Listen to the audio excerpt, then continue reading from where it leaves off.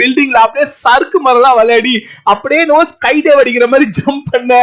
Anim in Tamil DJ. மலை மேல இருந்து சின்னதா கியூட்டா ஒரு நீர்வீழ்ச்சி வில அதை கிராஸ் பண்ற மாதிரி ஒரு பிரிட்ஜ், அப்படியே சின்ன சின்னதா பில்டிங்ஸ், அப்படியே பாக்குறதுக்கு ஒரு ஏன்ஷியன்ட் டைம் சைனா மாதிரி ஒரு பில்டிங்ஸ், இதெல்லாம் பார்த்துக்கிட்டு இருக்க அழகான தீவா இருக்குமோ அப்படின்னு பார்த்தா, அட பாவிகளா, இது தீவுதான். ஆனா சாதாரண தீவு இல்லைங்க, காத்துல மிதக்கிற தீவு. சின்ன சின்னதா பல ஐலாண்ட்ஸ் பாத்தீங்கன்னா அப்படியே காத்துல மிதந்துட்டு இருக்கு. மிதந்துட்டு இருக்க இந்த ஐலாண்ட்ஸ் எல்லாமே எப்படிடா கனெக்ட் ஆகுதுன்னு பார்த்தா, குறுக்குல செயினை கட்டி வச்சிருக்கானுங்க. அதுவும் பிரிட்ஜ் மாதிரி கட்டலீங்க, வெறும் செயினே. எப்படி நம்ம ஊஞ்சல செயின் தொங்குமே அதே மாதிரி செயின், ஆனா சைஸ் தான் பெருசு. அவ்வளவு பெருசா செயினை எப்படி ரெடி பண்ணானுங்களோ தெரியல. பிரிட்ஜ் கட்டினா ஈஸியா இருந்திருக்குமே, எதுக்கடா செயின் பாத்தீங்கன்னா, நம்ம கொடுத்த எக்ஸாம்பிள் தானுங்க. ஊஞ்சலுக்கு செயின் ஏன் போடுறோம், அது எப்படி இப்படின்னு திரும்பினா கூட உங்களுக்கு முறுக்குனாலும் திருப்பி நேரம் ஆயிடும். சோ எந்த பிரச்சனையுமே வராது இல்ல. அதேதான் இங்கேயும். இந்த ஐலாண்ட் எல்லாமே காத்துல மிதந்துட்டு இருக்கு. சோ மூவ் ஆகிறதுக்கு பாசிபிலிட்டி உண்டு. அப்படி மூவ் ஆச்சுன்னா இந்த செயின் முறுக்குனா கூட கட் ஆகாது, ஆனா பிரிட்ஜ் முறுக்குனா கட் ஆயிடும். அதனாலதான் அப்படியே போயிட்டு இருக்க ஒரு மலை உச்சை காட்டுறாங்க. அந்த இடத்துல அப்படியே நெருப்பு குழம்பு மாதிரி இருக்கு. அப்போ ஒரு வார்த்தை, 19 தடவை அடிக்கப்படணும் அப்படின்ற வார்த்தை. அப்போ அங்க ஒரு உருவத்தை காட்டுறாங்க. அந்த உருவம் எனக்கும் கல்லுக்கும் என்ன வித்தியாசம் இப்படி கேள்வி கேட்க அடுத்த சீனே இங்க ஒரு காட்டு பகுதியை காட்டுறாங்க. அந்த காட்டு பகுதியில பாத்தீங்கன்னா அழகா சின்னதா அப்படியே ஓட மாதிரி போய்கிட்டு இருக்க. அங்க சின்ன சின்னதா அணில்கள் இதெல்லாம் ஓடிக்கிட்டு இருக்கு. நல்லா பீஸ்ஃபுல்லா இருக்கு அப்படின்னு நம்ம பார்த்துக்கிட்டு இருக்க. எப்ப சொல்லி முடிச்சோமோ இல்லையோ அதுக்குள்ள ஒரு சவுண்டு. அங்க ஒருத்தர் ஓடிக்கிட்டு இருக்க, அவனை எல்லாம் தெத்திக்கிட்டு இருக்காங்க. ஓடிட்டு இருக்கவன் இல்ல, தெத்துறவங்க ஹீரோஸ் நினைப்போம், ஆனா அதுதான் இல்ல. இங்க ஓடுறவர் தான் ஹீரோ, தெத்திட்டு இருக்கவங்க வில்லன் கிடையாது. அப்ப யாரா அவங்கன்னு கேக்குறீங்களா? அது உங்களுக்கே போக போக புரியும். இவன் பயங்கர ஸ்பீட்ல ஓடிக்கிட்டு இருக்க, பேக் சைடுல அந்த எல்டர்ஸ் எல்லாமே தெத்திட்டு வந்துட்டு இருக்காங்க. ஒருத்தர் 2 பேர் இல்லைங்க, ஒரு 4-5 பேர் தெத்திட்டு வந்துட்டு இருக்காங்க. ஆனாலும் இவனை பிடிக்கவே முடியல. உடனே அங்க வந்த ஒரு எல்டர் பயங்கர ஷார்ப்பான நீடில் மாதிரி ஒரு வெப்பனை யூஸ் பண்ணி அட்டாக் பண்ண, இந்த அட்டாக் வருதுன்னு உணர்ந்தவன் உடனே அவனோட லெக்கோட ஸ்பீட இன்க்ரீஸ் பண்றான். உடனே ஜெட் ஸ்பீட்ல சர்ன்னு அவன் பாட்டுல ஓட ஆரம்பிக்க, அங்க பாத்தீங்கன்னா பல இல்யூஷனா இமேஜ் தெரிய ஆரம்பிக்குது. ஆனா அந்த இல்யூஷன் சீக்கிரமாவே பிரேக் ஆயிடுது. அந்த தெத்திக்கிட்டு வந்த எல்டர் பாத்தீங்கன்னா இந்த நீடில் மாதிரி வெப்பனை வச்சு தொடர்ந்து அட்டாக் பண்ணிக்கிட்டு இருக்க. ஆனா அவனும் டாஜ் பண்ணிக்கிட்டே இருக்கான். அதுக்குள்ள சைட்ல இன்னொரு எல்டர் அவர் அட்டாக் பண்ண, இவனோட டேய் எங்கடா அட்டாக்க காணோம் அப்படின்னு பார்த்தா, ஓடிட்டு தான் நம்ம ஹீரோ ரியங்கன்னு ஒரு கண்ணை யூஸ் பண்றான். உடனே அவன் கண்ணு பர்பிள் கலர்ல மாற, அந்த வெப்பன் பாத்தீங்கன்னா அதுவும் நீடில் தான், ஆனா அது இன்விசிபிள் நீடில். அடப்பாவிகளா, யாரா இவங்க எந்த அளவுக்கு பவர்ஃபுல்லா இருக்காங்க, நம்ம ஹீரோவை தேத்திட்டு வந்துட்டு இருக்கானுங்க. அப்படி நம்ம ஹீரோ ஏடா பண்ணி வச்சுட்டா அப்படின்ற எண்ணம் தானே, அதே எண்ணம் தான் இங்க. நம்ம ஹீரோ பாத்தீங்கன்னா சும்மா அந்த நீடில்ஸை சூப்பரா டாஜ் பண்ண, இவங்களா திருப்பி திருப்பி அட்டாக் பண்ணிட்டு இருக்கானுங்க சேம் வெப்பனை வச்சு. ஏன்டா புதுசா வெப்பன் இல்லையா? அதே வெப்பன். அதுக்குள்ள நம்ம ஹீரோவா பேண்டம் ஷேடோ ஸ்டெப் அப்படின்னு ஒரு ஸ்டெப்பை யூஸ் பண்ண, சும்மா அப்படியே சரு சரு சரு சருன்ட்டு அவன் மூவ்மெண்டே பாத்தீங்கன்னா அப்படியே பிளர்ரா தெரிய ஆரம்பிக்குது. அதுக்குள்ள இன்னொரு எதிர் பாத்தீங்கன்னா அவர் கையை திறக்க, அவர் கைக்கு இருந்து பாத்தீங்கன்னா அப்படியே ஒரு கொடை மாதிரி வருது. ஆனா வந்த கொடை அப்படியே பிரிய ஆரம்பிக்க, பாக்கிறதுக்கு என்னவோ கல்யாணம் ஆகும் போது கையில குடுக்கிற பூச்செண்டு மாதிரி தான் இருக்கு. ஆனா இது பூச்செண்டு இல்ல, ஆளோட கதையே முடிக்கிற ஒரு கொலகார செண்டு. என்னன்னா அது ஃபுல்லாவே சின்ன சின்ன சின்னதா சைஸ் வாரியா பல ஓட்டைகள் இருக்கு. அதுக்கேத்த மாதிரியே சைஸ் வாரியா பல நீடில்ஸ் சர்ன்னு வெளியே வர, அடப்பாவிகளா இது இப்ப இருக்கிற கெட்டலிங் கன்னை விட பயங்கர மோசமா இருக்கும் போல இருக்கே. அந்த கன்னு பேர் உங்களுக்கு தெரிய சான்ஸ் இல்ல, மிஷின் கன்னு. போன அந்த நீடில்ஸ் கீழே விழற இலைய கூட பாத்தீங்கன்னா அப்படியே குத்தி தொலைக்க, அங்க இருக்க மரங்களும் அப்படியே குத்தி தொலைக்கப்படுது. ஆனா நம்ம ஹீரோவா ஓடிட்டு இருந்த ஸ்பீட்ல அப்படியே சடன் பிரேக் அடிச்சு திரும்ப அவன் கை அப்படியே கலர் மாற ஆரம்பிக்குது. அந்த கலர் என்னடா பாத்துக்கிட்டு இருக்க, அது ஒரு டெக்னிக். என்னன்னு பாத்தீங்கன்னா டார்க் ஜேட் ஹேண்ட் டெக்னிக். அப்படியே அவன் கைய ஜேடு மாதிரி ஆக, சும்மா வந்த ஒரு நீடலையும் கையில மாத்தி மாத்தி மாத்தி மாத்தி பிடிக்க ஆரம்பிக்க, கையே ரொம்பிடுச்சு. அப்புறம் என்ன பண்ண முடியும்? அப்புறம் தட்டி விட ஆரம்பிக்கிறான். ஆமாங்க, சொன்ன மாதிரியேதான். அவனோட விரல் மூலமா அந்த நீடில்ஸ அப்படியே ஒண்ணு ஒண்ணா அப்படி தட்டி விட நமக்கு அத சூப்பராவே ஸ்லோ மோஷன்ல காட்டுறாங்க. அத பாக்குறதுக்கே சும்மா அப்படி இருந்தது. ஆனா அந்த சீனுங்க போட முடியாது, காப்பிரைட்ல தூக்கிடுவானுங்க. நம்ம ஹீரோ ஓடிக்கிட்டு இருக்க ஒரு வழியா அந்த காட்டு பகுதியில இருந்து வெளியே வந்துட்டான். வந்தவன் பாத்தீங்கன்னா அங்கிருந்து வேற ஒரு ஐலண்டுக்கு போறான். இந்த காடே ஒரு ஐலண்டு தான், எல்லாமே பறக்கிற ஐலண்டு, எல்லாத்துக்கும் கனெக்ட் பண்றது இந்த செயின் தான் சொன்னல. அந்த செயின் மேலதான் ஓட ஆரம்பிக்கிறானுங்க. எல்லாரும் பயங்கர ஸ்பீட்ல ஓடிக்கிட்டு இருக்க, நம்ம ஹீரோ தான் ஃப்ரண்ட்ல போய்கிட்டு இருக்கான். இங்க பேக் சைடுல வர எல்றா விடுற மாதிரியே இல்ல. மாத்தி மாத்தி அதே மாதிரி அந்த நீடில்ஸ் அட்டாக் பண்றாங்க. ஆனா சைஸ் தான் வேற வேற சைஸ்ல அட்டாக் பண்ணிக்கிட்டு இருக்க. நம்ம ஹீரோ டாச் பண்ணி ஓட இப்படியே கண்டினியூ ஆகிட்டு இருக்கு. அங்க நீடில் சைஸ் பாத்தீங்கன்னா கொஞ்சம் கொஞ்சமா இன்க்ரீஸ் ஆக ஆரம்பிக்குது. நீடில் இருந்தது கத்தியா மாற ஆரம்பிக்குது. அங்க நம்ம ஹீரோவை துரத்திக்கிட்டு வர ஒருத்தருக்கும் ஒரு டைப் வெப்பன் போல இருக்கு. அவங்க வெப்பன் எல்லாம் யூஸ் பண்ணி அட்டாக் பண்ண நம்ம ஹீரோவா சும்மா டாஜ் பண்ணி ஒரு வழியா நம்ம ஃபர்ஸ்ட் பார்த்துமே அந்த ஐலண்டாண்டே வந்துட்டான். சும்மா சூப்பரா ஜம்ப் பண்ணி அங்க இருக்க பில்டிங்ல அப்படியே சறுக்கு மரம்லாம் விளையாடி அப்படியே நோ ஸ்கை டைவ் அடிக்கிற மாதிரி ஜம்ப் பண்ண, பின்னாடி வர எல்டர்ஸா சர மாதிரியா என்னவோ பூ தூர மாதிரி வெப்பன்ஸ் தூக்கி அடிக்க நம்ம ஹீரோ அந்த இடத்துல பறந்துகிட்டே சும்மா சூப்பரா டாஜ் பண்ணிட்டு இருக்கான். ஆனா வந்த வெப்பன் பாத்தீங்கன்னா அந்த தீவை கனெக்ட் பண்ணிட்டு இருக்க ஒரு செயினையே கட் பண்ணிடுது. அவ்வளவுதான், செயினை கட் பண்ணியாச்சு. நம்ம ஹீரோவால அங்க போக முடியாது. இப்படி நினைச்சுக்கிட்டு இருக்க அதுக்குள்ள நம்ம ஹீரோ ஒரே ஜம்ப், அந்த கட்டான செயினை பிடிக்க அடுத்த தீவுக்கு ஈஸியா போயிட்டா. இவனுங்களுக்கா அட பாவிகளா, நம்மளே செயினை கட் பண்ணி விட்டுட்டுமே இப்ப போயிட்டானே இப்படி பாத்துக்கிட்டு இருக்க நம்ம ஹீரோ ஒரு லுக் விட்டுட்டு ஸ்ட்ரெயிட்டா அவன் போறது நம்ம பார்த்தோம் பாத்தீங்களா, அப்படியே நெருப்பு குழம்பு இருந்தது அந்த இடத்துக்கு தான். அங்க நிறைய எல்டர்ஸ் பயங்கர ஸ்பீட்ல ஓடி வந்துட்டு இருக்காங்க இவனை ஸ்டாப் பண்றதுக்கு. அங்க அந்த தீவு மேல அந்த நெருப்பு குழம்பு ஊத்திக்கிட்டு இருக்குல்ல, அது பாத்தீங்கன்னா எனக்கு என்ன பாக்குறதுக்கு அல்கெமில இது வெப்பன் மேக் பண்றதுக்கு ஃபோர்ஜிங் பண்ற அந்த ஃபர்னஸ் மாதிரியே இருக்கு. பட் சைஸ் தான் ரொம்ப ரொம்ப பெருசா இருக்கு. இந்த தீவுக்கு நம்ம ஹீரோ வந்துட்டா, சுத்தி எல்லா எல்டர்ஸ்மே வந்துட்டாங்க. நம்ம ஹீரோவால இதுக்கப்புறம் தப்பிக்கிறதுக்கு இடமே இல்ல. இப்படி டைலாக் விட நம்ம ஹீரோ பாத்தீங்கன்னா அங்க மலை உச்சியில நின்னுகிட்டு இருக்கான். அந்த பக்கம் டேர்ன் பண்ணி நின்னுகிட்டு இருக்கான். என்னடா டைலாக்னு பார்த்தா, டேய் நீ என்ன தைரியம் இருந்தா நம்ம செட்ல இருக்க சீக்ரெட் லைப்ரரியில பூந்து அங்க இருக்க சீக்ரெட் ஸ்கில்ல யார் பர்மிஷனே இல்லாம கத்துக்கிட்டு இருப்ப, இதுக்கு தண்டனை மரணம் இப்படி சொல்ல நம்ம ஹீரோவா சும்மா சூப்பரா ஒரு டைலாக், நான் அந்த ஹெவன் மேலேயே ப்ராமிஸ் பண்றேன், நான் கத்துக்கிட்ட எந்த டெக்னிக்குமே யார்கிட்டயும் சொல்லவும் இல்ல, யாருக்கும் சொல்லவும் மாட்டேன். இப்படி டைலாக விட அங்க வந்துட்டு இருந்த ஒரு எல்டர் அட்டாக் பண்றதுக்கு போறாரு. அதுக்குள்ள இவங்க எல்லாருக்கும் ஃப்ரண்ட்ல இருந்து ஒரு எல்டர் பாத்தீங்கன்னா அவரை ஸ்டாப் பண்றாரு. கண்டிப்பா இவங்களை விட இந்த எல்டர் பெரிய பாரு நினைக்கிறேன். ஏன்னு பாத்தீங்கன்னா நம்ம ஹீரோ தெத்திட்டு வந்தவங்க எல்லாருமே மூஞ்சில போட்டிருந்த அந்த சின்ன மாஸ்க் பாத்தீங்கன்னா எல்லாமே சில்வர் கலர். ஆனா இங்க ஃப்ரண்ட்ல நின்று இருக்காரு இவரோடது கோல்டன் கலர். மேபி இவங்களுக்கு எல்லாம் எட்டர் பேர் போல இருக்கு. இது ஒரு செக்ட்னு சொன்னாங்க. அப்போ இது ஒரு ஸ்கூலு, எவ்வளவு பெரிய ஸ்கூலுடா இது. அங்க நம்ம ஹீரோவா, நான் மன்னிப்பும் கேட்க மாட்டேன், உங்களை மன்னிக்க சொல்லியும் கேட்க மாட்டேன். அது மட்டும் கிடையாது, இங்க இருக்க எல்டர்ஸ்க்கு ஒண்ணு சொல்லிக்கிறேன், இங்க உங்களை நான் கண்டிப்பா மறக்க மாட்டேன், நீங்க பண்ணதே மறக்க மாட்டேன். அவன் சொல்றது பாத்தீங்கன்னா என்னவோ இவனை எடுத்து வளர்த்தவங்களே இவங்க தான் அப்படின்ற மாதிரி தான் டைலாக் இருக்கு.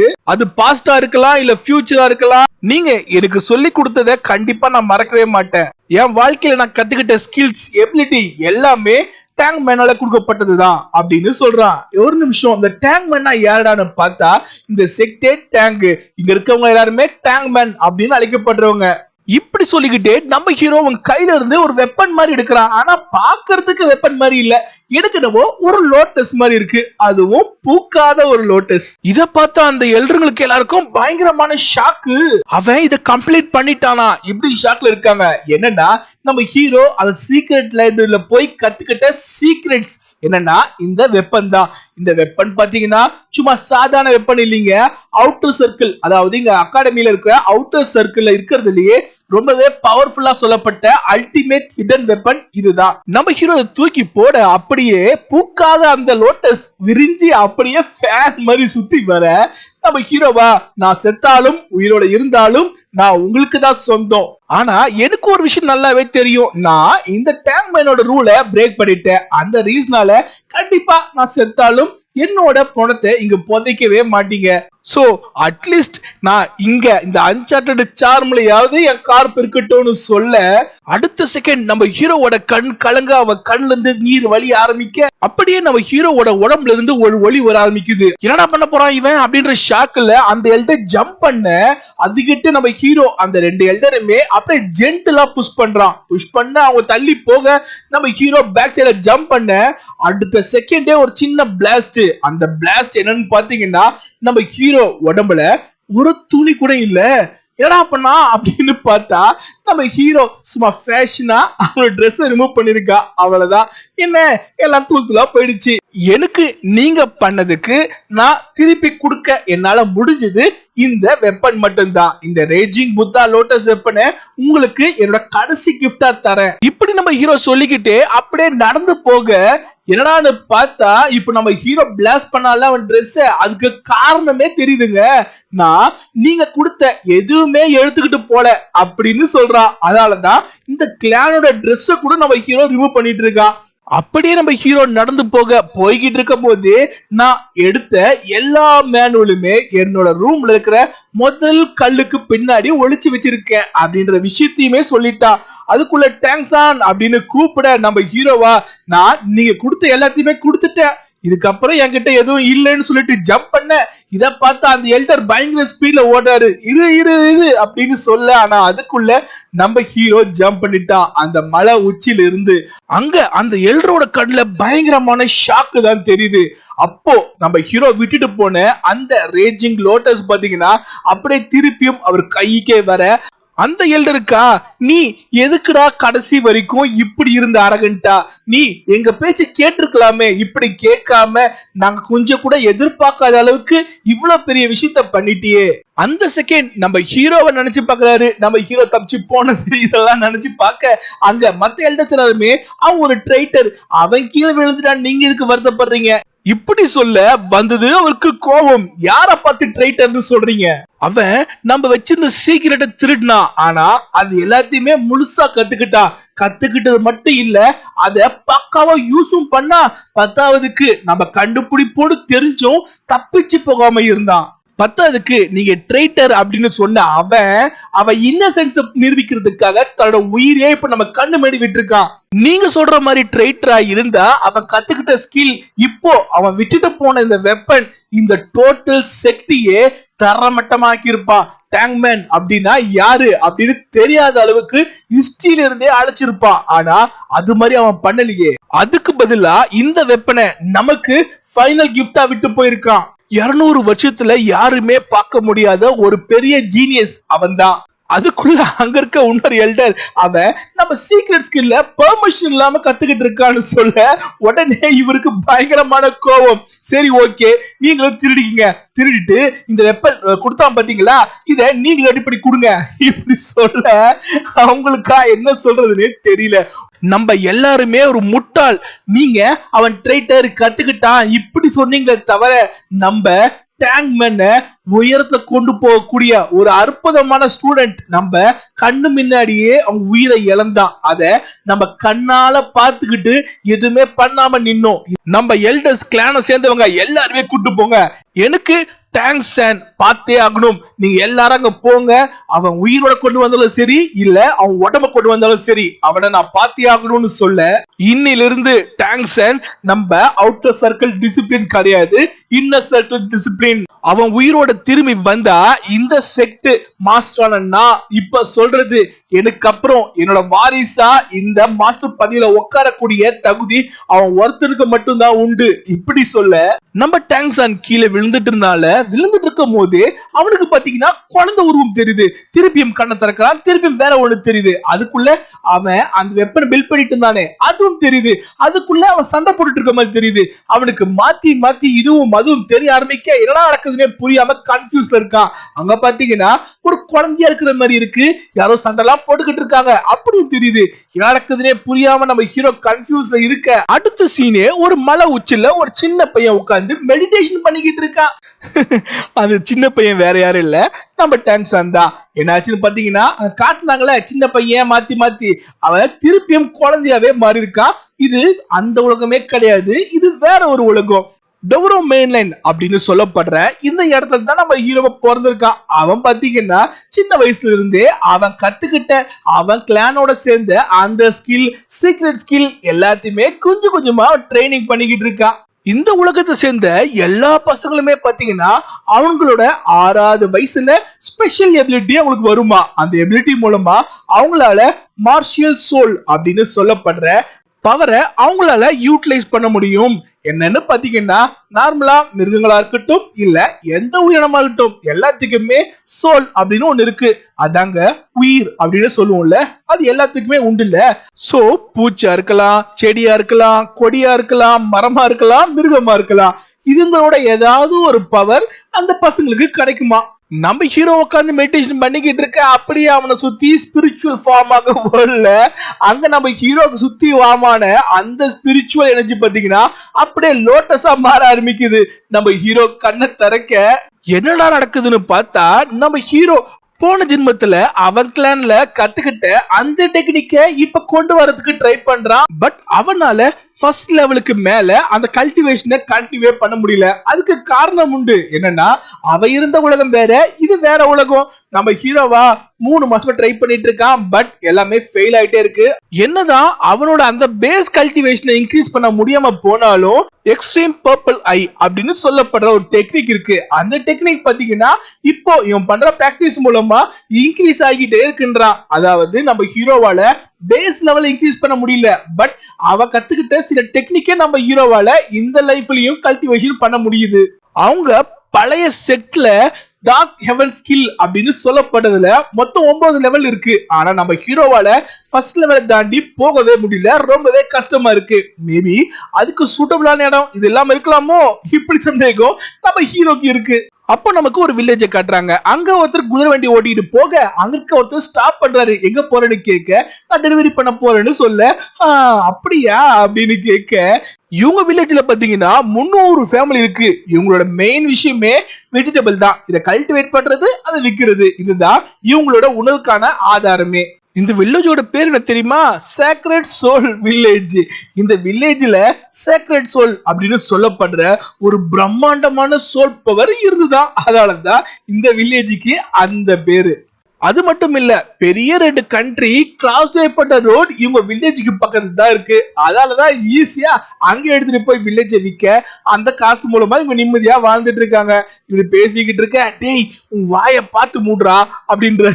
என்னாச்சுன்னு பாத்தீங்கன்னா கிட்டத்தட்ட 100 வருஷம் ஆயிடுச்சு. சேக்ரெட் சோல் அப்படின்னு சொல்லப்படுற ஒரு பவர்ஃபுல்லான பர்சன் வந்து, அதால இந்த வில்லேஜோட அந்த குளோரியே போயிடுச்சு அப்படின்னு கூட சொல்லலாம். இங்க அந்த எல்ட்ரா கிராஸ் பண்ணிக்கிட்டு போக அவருதான் இந்த வில்லேஜோட சீஃப் போல இருக்கு. இங்க அதுக்குள்ள நம்ம டேங்க் பயங்கர ஸ்பீட்ல ஓடி வந்துகிட்டு இருக்கான். வந்தவன் அந்த வில்லேஜ் ஒரு சைட்ல இருக்கிற பில்டிங் குள்ள போடுறான். அந்த பில்டிங் குள்ள பாத்தீங்கன்னா நம்ம ஹீரோ ஒரு டப்பாவை திறக்க அப்படியே அதுல இருந்து ஆவிரி வருது. பார்த்தா நம்ம ஹீரோ சாப்பாடு எடுத்து பரிமாறுறான். அங்க ஆப்போசிட்ல உட்கார்ந்து இருக்காரு, அவரு தான் நம்ம ஹீரோவோட அப்பா. பாக்குறதுக்கே கொஞ்சம் சோகமா என்னவோ வாழ்க்கையே இழந்தவர் மாதிரி ஒரு ஃபீலிங் காட்டுறாரு.